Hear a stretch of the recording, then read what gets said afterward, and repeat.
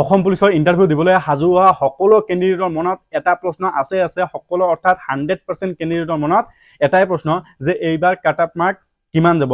হয়, বহুতে মোক এনেকৈ সুধি থাকে যে দাদা এইবাৰ কাট অফ মাৰ্ক কিমান যাব। তো আজিৰ ভিডিঅ'টোত আমি সেইটোৱে আলোচনা কৰিম। তো আপোনালোকৰ যদি জানিবলৈ ইচ্ছা থাকে যে এইবাৰ কাট অফ মাৰ্কটো কিমান যাব, স্কিপ নকৰাকৈ ভিডিঅ'টো শেষলৈকে চাই থাকিব। কাট অফ মাৰ্কটো কিমান যাব সেইটো জনাৰ আগতে কাট অফ মাৰ্কৰ লগত জড়িত থকা কিছু কথা আপোনালোকক জানা একেবাৰে প্ৰয়োজন। তেতিয়াহ'লে আপুনি মানে পিছৰ বাৰ আপুনি কাকো সুধিব নালাগে যে এইবাৰ কাট অফটো কিমান যাব, আপোনালোকে নিজে গম পাব। তো আমাৰ অসম পুলিচৰ যিমান বস্তু সেই সকলোখিনি কোনে ডিচাইড কৰে বা কোনে কণ্ট্ৰল কৰে সেইটো হৈছে আমাৰ হোমে। ঠিক আছে, যে এইবাৰ ভেকেঞ্চি কিমান ওলাব, কিমান তাৰিখে ওলাব, কিমান তাৰিখে আমি ইণ্টাৰভিউ ল'ম, ক'ত ইণ্টাৰভিউ ল'ম, কোনখন ডিষ্ট্ৰিক্টত নল'ম, ক'ত ল'ম। ঠিক আছে, সকলোখিনি বস্তু কোনে ডিচাইড কৰে, হোমে ডিচাইড কৰে।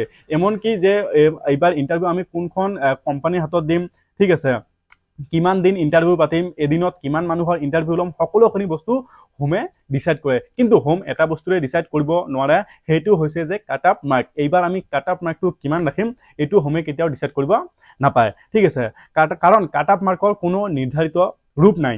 এতিয়া নিৰ্ধাৰিত ৰূপ নাই বুলি ক'বলৈ গ'লে এনেকৈ বুজিব লাগিব যেনেকুৱা যে আগৰবাৰ কাট অফ মাৰ্ক যদি 51 গৈছে তো এইবাৰ যে 52 যাব, তেনেকুৱাও নহয়। যে এনেকুৱাও নহয় যে আগৰবাৰ 51 গৈছে এইবাৰ 50 যাব, তাৰ পিছৰবাৰ 49 যাব, তেনেকুৱাও নহয়। হয়, মানুহ সদায় দিনক দিনে কি হৈ আছে, ডেভেলপ হৈ আছে। সেই অনুসৰি যদি আমি চাবলৈ যাওঁ তেতিয়াহ'লে কাট অফ মাৰ্কটো বাঢ়িব লাগে। কিন্তু আৰু এফালে যদি আমি চাওঁ যে আগৰবাৰ পোষ্ট কম আছিল, সেইকাৰণে হয়তো কাট অফ মাৰ্কটো হাই গৈছে। এইবাৰ যিহেতু তাতকৈ অধিক পোষ্ট অৰ্থাৎ ডবল পোষ্ট আছে, তো হয়তো এইবাৰ কাট অফ মাৰ্কটো কমো যাব পাৰে। কিন্তু ইয়াত আৰু এটা কথা আহি যায় যে আগৰবাৰ পোষ্ট কম আছিল, মানুহ কমকে এপ্লাই কৰিছে, সেইকাৰণে হয়তো কাট অফ মাৰ্কটো তেনেকুৱা গৈছে।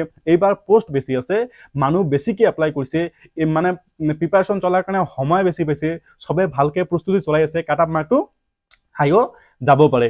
কিন্তু আপোনালোকে চবে জানে যে মোৰ ৰানিং টাইমিংটো কিমান লাগি আছে। ঠিক আছে, সেই অনুসৰি যদি আপোনালোকে হিচাপ কৰে, আপোনালোকে ফিল্ডত চবে ধুনীয়া ৰানিং কৰিছে, ধুনীয়া প্ৰেক্টিচ কৰিছে, ধুনীয়া সময় হাতত পাইছে। কিন্তু যিদিনাখন আপোনালোকে ইণ্টাৰভিউ দিবলৈ যাব, সেইদিনাখন যদি অতিৰিক্ত মানে বৰষুণ থাকে, বৰষুণৰ বাবে যদি গোটেই ফিল্ডত বোকা হৈ যায়, ঠিক আছে, সেইখন ফিল্ডত কি আপুনি ৰানিং কৰিব পাৰিব? কিন্তু আপোনাৰ পৰিস্থিতি বাধ্য আপোনাৰ ৰানিং কৰিবই লাগিব। য'ত আপুনি 10 মিনিট কি 12 মিনিটত ৰানিং কমপ্লিট কৰিব লাগে, কমপ্লিট কৰিব পাৰে, সেইটো জাগাৰ ঠাইত আপোনালোকে কি কৰিব, 13.5 মিনিটতকৈ অধিক আপোনালোকৰ টাইমটো লাগিব। যেতিয়া আপোনাৰ টাইম বেছি লাগিব তেতিয়া আপোনালোকৰ মাৰ্ক কমি আহিব, কাৰণ এইটো অকল আপোনাৰ লগততো নহ'ব। ঠিক আছে, যদি ফিল্ডত এবাৰ বোকা হয়, সেই বোকা কেতিয়াও নুশুকায়। কাৰণ আমি দৌৰিম, কালি বেলেগে দৌৰিব, তাৰপিছত দিন বেলেগে দৌৰিব, তেনেকৈ বোকাই থাকি যায়। যদি ইণ্টাৰভিউ যদি ৰখাই নিদিয়ে তেতিয়াহ'লে বোকা কেতিয়াও নুশুকায়। তো চবে যদি বোকাত দৌৰে, চবেৰ যদি টাইমিংটো বেছি লাগে নিজে চিন্তা কৰাতকৈ, তেতিয়াহ'লে সকলোৱে মাৰ্ক কম পাব, কাট অফ মাৰ্কটো সাধাৰণতে কমেই হ'ব।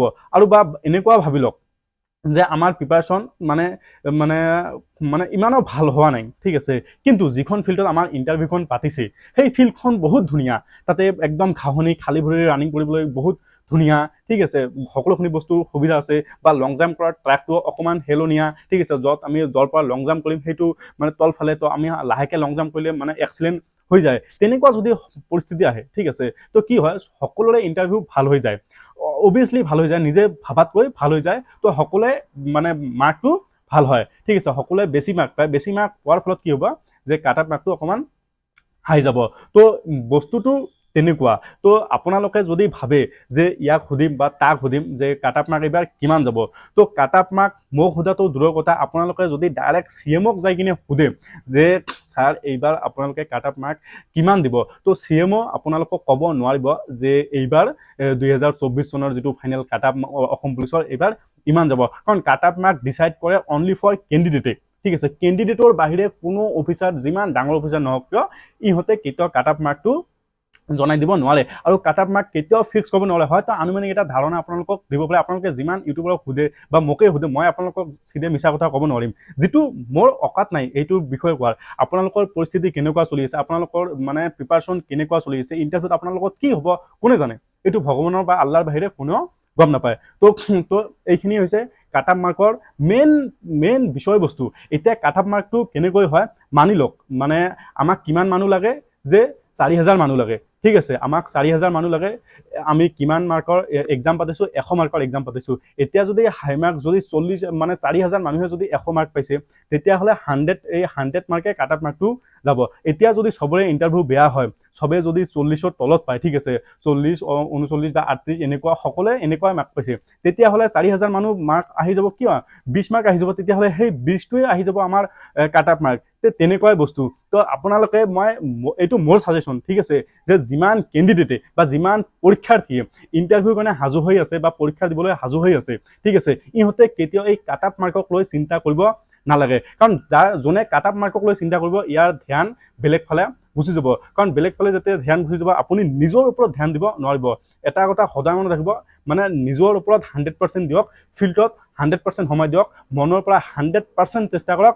আপোনাৰ নাম এনেই আহি যাব কাট অফ মাৰ্কক লৈ চিন্তা কৰাৰ একো প্ৰয়োজন আপোনাৰ নাই আপোনাক যদি মই কৈ দিওঁ ঠিক আছে যে এইবাৰ ফিজিক্যাল কাট অফ 52 যাব আপুনি কি মানে একদম লিখি দিব পাৰিব যে মই 52 পাম আপোনাৰ এতিয়া আপোনাৰ ৰানিং অনুসৰি আপোনালোকে 54 পাব 54 পাব আপুনি হিসাব কৰিছে মই 54 পাম কিন্তু আপুনি লিখি দিব পাৰিব নেকি যে মই নাই 52 প্লাস মই পাম কেতিয়াও নহয় এইটো মানে হেতুই হৈছে কথা যে মুঠতে কাট অফ মাৰ্কক লৈ চিন্তা কৰিব নালাগে মুঠতে নিজৰ ওপৰত 100% লগাই দিয়ক নিজকে ডেভেলপ কৰিবলৈ চেষ্টা কৰক আৰু মানে যেতিয়া প্ৰ্যাকটিস কৰিব আৰু যিদিনাখন ইন্টাৰভিউ দিব যাব সেইদিনাখন নিজৰ ওপৰত একেবাৰে 100% দি দিব যে হয়তো মই জিয়াই থাকিম নহলে মই মৰি যাম তেতিয়া হলে চাব আপোনালোকৰ কাট অফ মাৰ্কক লৈ চিন্তা কৰাৰ একো প্ৰয়োজনে নহব কাট অফ মাৰ্ক যিমানে নাথাকক কিয় এইটো মোৰ গ্যাৰান্টি আপোনালোকৰ নাম নিশ্চয় আহিব তো কাট অফ মাৰ্কক লৈ কাকো সুধিব নালাগে ভিডিওটো যদি অকমান আপোনালোকৰ ভাল লাগে বা অকমান যদি হেল্পফুল হৈ থাকে তেতিয়া হলে ভিডিওটো লাইক কৰি আপোনালোকৰ লগৰকেইটাৰ লগত শ্বেয়াৰ কৰি দিব তো আজিৰ ভিডিওটো মই ইয়াতে সমাপ্ত কৰো জয় হিন্দ জয় ভাৰত